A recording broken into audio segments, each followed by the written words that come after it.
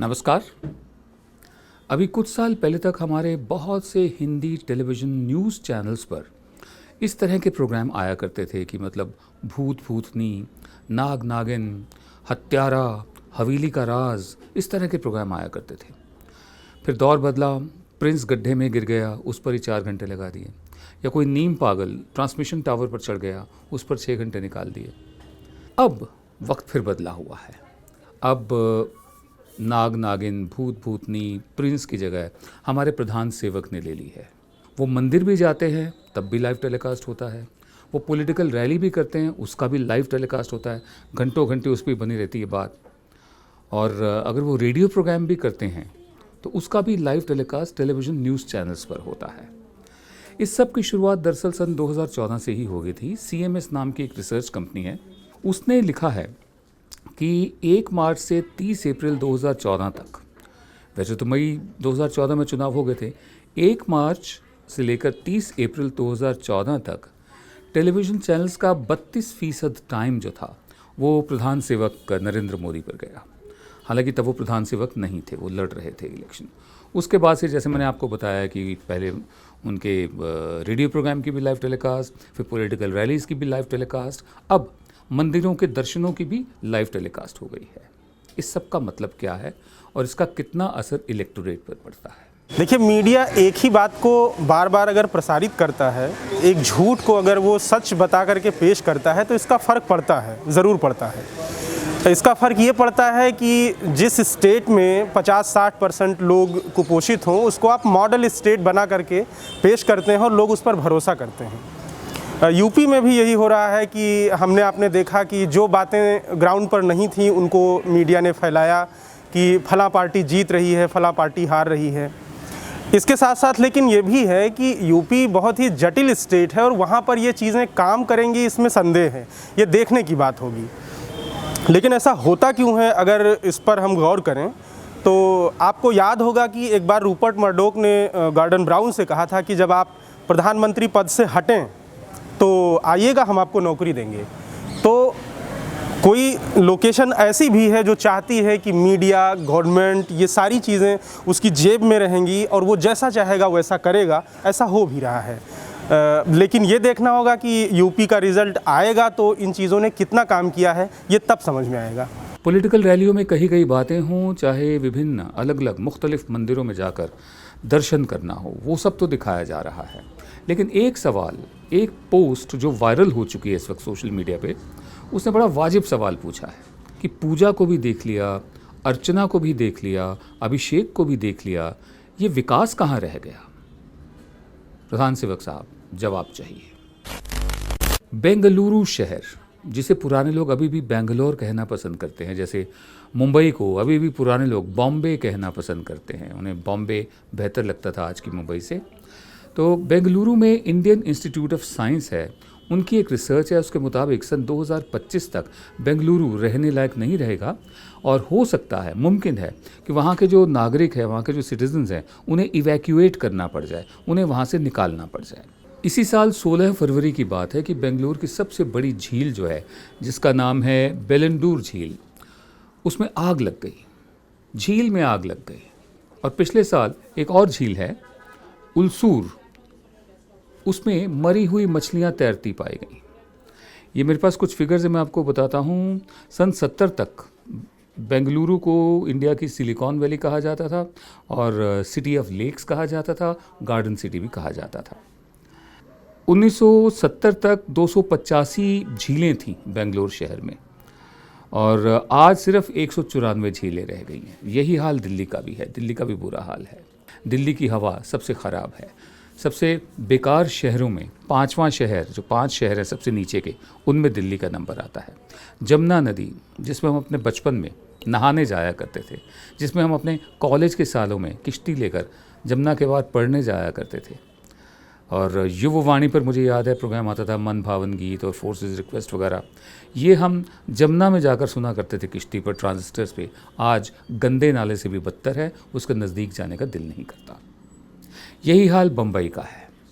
70 तक, बल्कि 80 के दशक तक जो शहर मुंबई है वो अच्छा था, साफ़ सुथरा था, ठीक था, लोग नियम का पालन करते थे।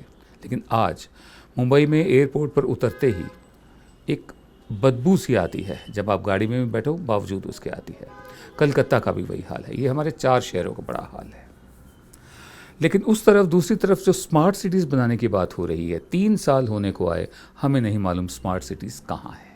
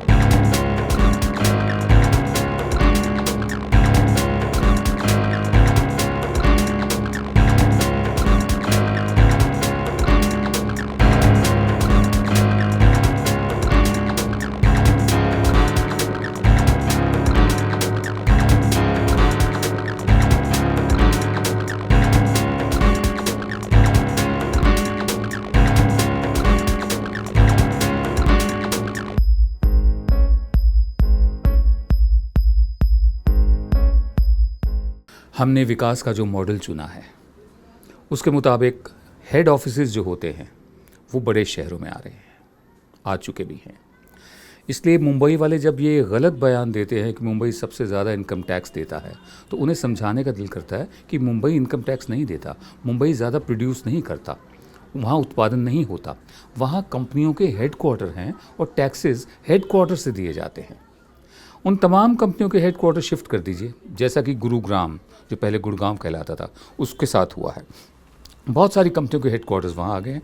अब गुड़गांव वाले अगर कहें कि गुड़गांव बहुत ज़्यादा टैक्स देता है, तो ये भी गलत बयानी होगी। फैक्ट्रियाँ भारत के विभिन्न इलाकों में हैं, विभिन्न राज्यों में हैं, कच्चा माल विभिन्न राज्यों से निकाला जाता है, मैन्युफैक्चरिंग कहीं और होती है, टैक्स हेडक्वार्टर देते हैं। तो विकास का जो मॉडल है, क्योंकि टैक्स हेडक्वार्टर्स देते हैं, इसलिए पैसे का कॉन्सेंट्रेशन भी बड़े बड़े शहरों में है। गांव में हमने तवज्जो नहीं दी है, हमने किसान का भी ध्यान नहीं रखा है। जय जवान जय किसान इकलौता नारा था इकलौते प्रधानमंत्री का, जहां किसान और जवान को तवज्जो दी गई थी। उस भारत की परिकल्पना कुछ और थी। अगर शास्त्री जी जिंदा रह गए होते तो शायद भारत कुछ और होता। बहरहाल हमने सारा अपना मॉडल जो है विकास का वो शहरों की तरफ केंद्रित रखा। सारा पैसा शहरों में, लिहाजा गांव के इलाकों से लोग नौकरी के लिए शहर आते हैं, शहरों पर प्रेशर बढ़ रहा है। एक स्टडी है, उसके मुताबिक हर 1 मिनट में 24 से 25 लोग किसी न किसी गांव से किसी न किसी शहर की तरफ पलायन करते हैं। बहुत ऊंची ऊंची बातें हमने सुन ली पॉलिटिकल रैलियों में, छाती पीट के और अपनी तारीफ खुद करते हुए तरह तरह के नेताओं से, जिसमें इस वक्त हमारे प्रधान सेवक प्रमुख हैं। आपके पास राज सत्ता है, आपके पास शासन तंत्र है, आपके पास सरकारी खजाना है, आप हमारे सर्विस प्रोवाइडर हैं, आप हमारे मालिक नहीं हैं। आपने खुद ही कहा था कि आप प्रधान सेवक हैं। 3 साल होने को आए, कुछ ऐसा कर दिखाइए जिससे पता चले कि हम लोगों की हालत बेहतर हो रही है, देश बेहतर हो रहा है। नमस्कार।